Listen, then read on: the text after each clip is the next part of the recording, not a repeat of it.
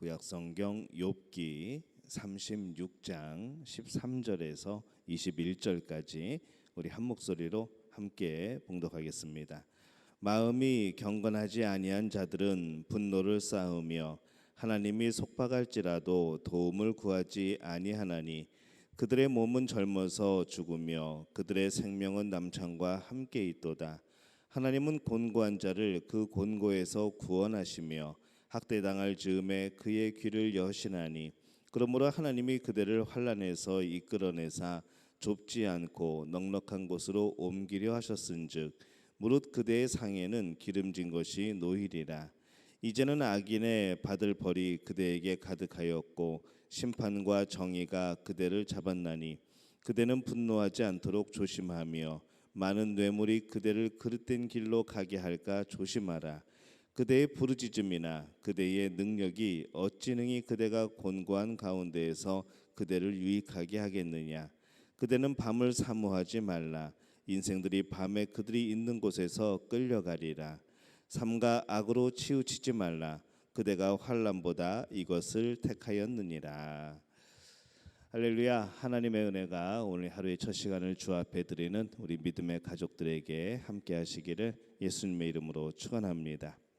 오늘 말씀에 13절에 보니까 마음이 경건하지 아니한 자들은 분노를 쌓으며 하나님이 속박할지라도 도움을 구하지 아니하나니 이렇게 말씀으로 이렇게 시작을 합니다.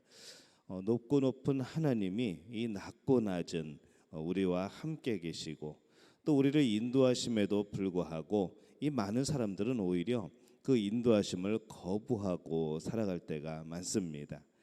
그들에게 있는 악을 없애하기 위해서 이 하나님이 여러 가지 고난들을 또 주셔도 그들은 그것을 깨닫기보다는 오히려 그 원인이, 그 모든 것의 원인이 또 그렇게 계획하심의 이유가 나 때문이 아니고 바로 그냥 하나님의 계획, 하나님의 그런 뜻, 또 하나님만이 일방적으로 주어지는 그런 것이라 생각을 하여서 나에게 주는 하나님의 벌이라 그렇게 생각을 하여서 우리 안에는 분노만 쌓여가는 그러한 모습들을 보게 되는 것이죠.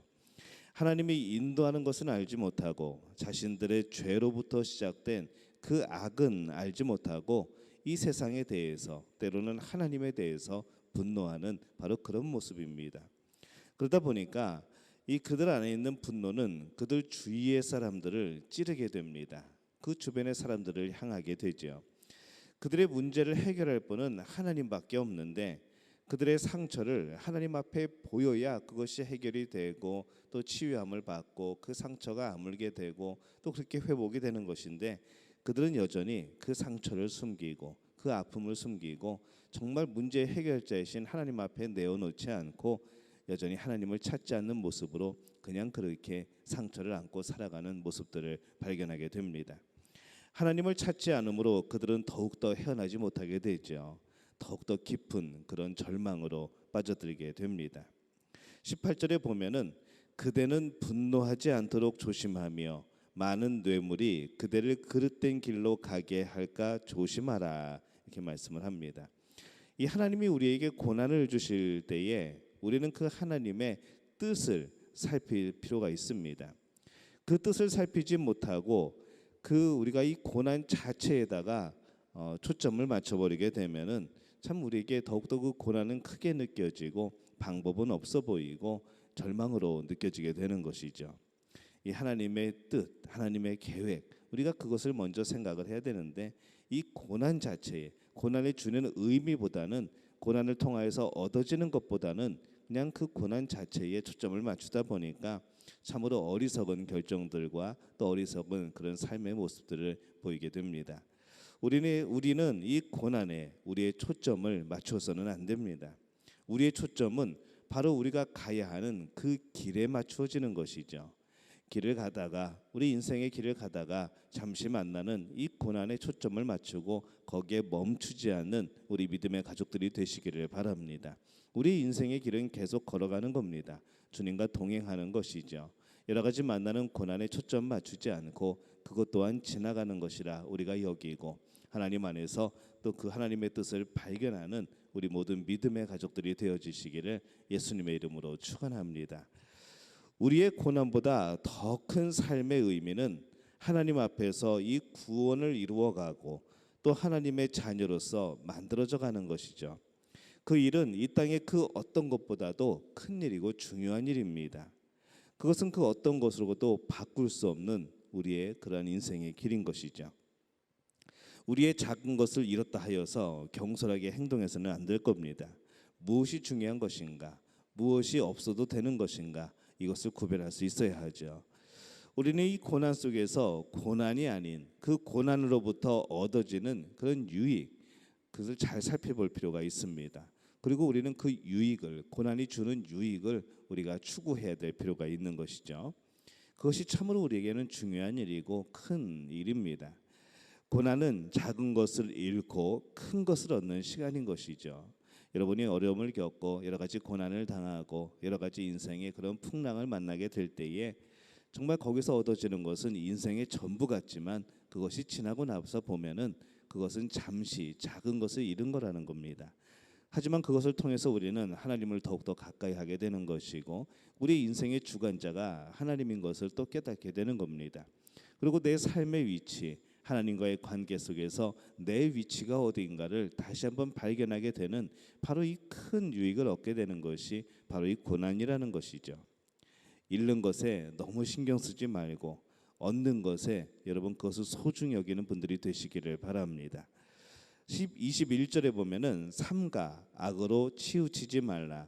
그대가 환난보다 이것을 택하였느니라 이렇게 말을 합니다. 이 엘리후가 보기에 이 욥은 환난보다도 악을 택한 것 같이 보였던 모양입니다. 그래서 당신이 그렇게 악을 택한 것 같다고, 이 환난을 통해서 그 환난을 이겨내고 지나가기보다는 악을 택한 것 같다고 그렇게 충고를 하고 있는 것이죠. 욥이 실제로 악을 택한 것은 아니었습니다. 그러나 욥이 그쪽으로 마음이 움직여져 있다고 엘리후는 생각을 했던 겁니다. 이 사람들은 환난보다 악을 더 두려워합니다. 환난을 피하기 위해서 악을 선택을 하는 것이죠. 그러나 이 환난이라는 것은 두려운 것이 되지 않습니다. 환난은 우리를 세우는 겁니다. 하지만 악은 우리를 파괴하고 무너뜨리는 겁니다. 환난이 우리를 무너뜨리지 못합니다. 환난이 하나님을 버리는 악으로 변질되고 하나님을 떠나는 죄로 변질되게 될 때에 그 죄로 인해서 망하게 되고 파괴되고 절망해지게 되는 것이죠.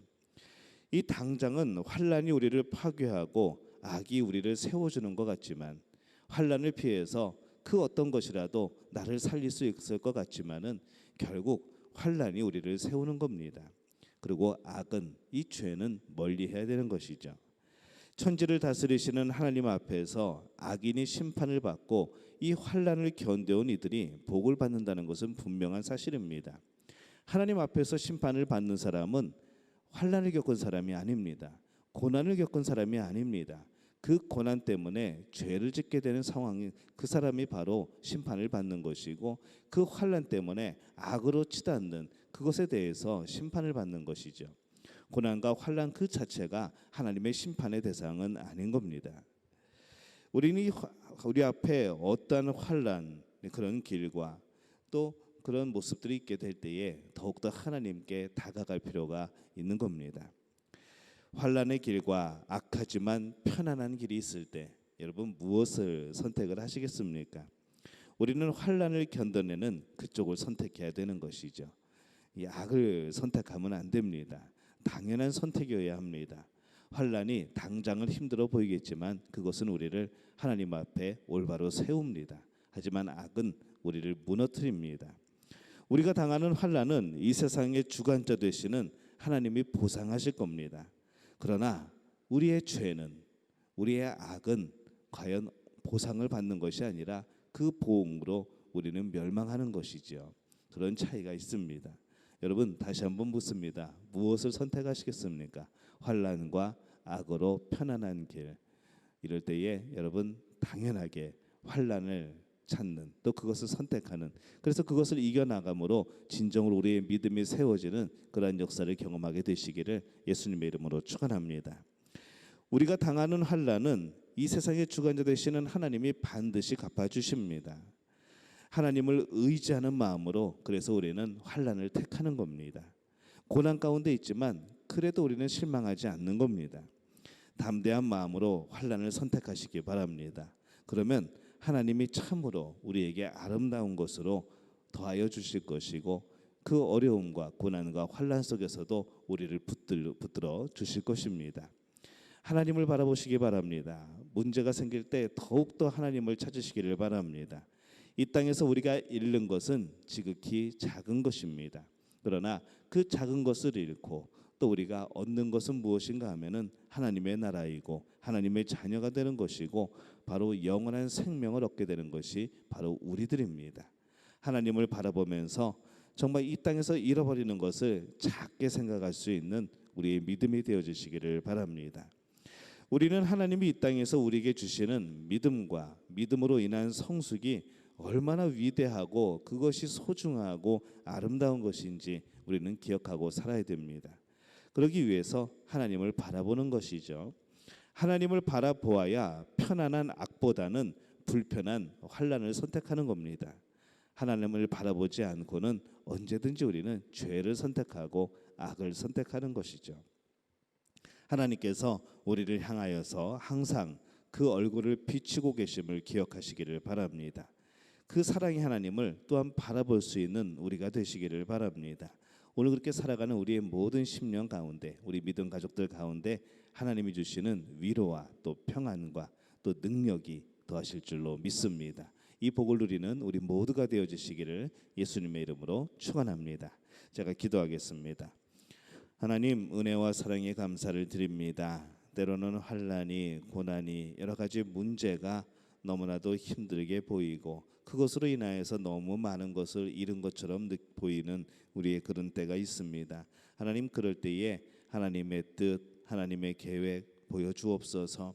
그것을 깨닫게 도와주옵소서. 그리하여서 실제적으로 우리가 잃는 것보다 오히려 우리가 얻는 것이 많음을, 오히려 우리가 세워짐을 저희들이 발견하게 도와주옵소서.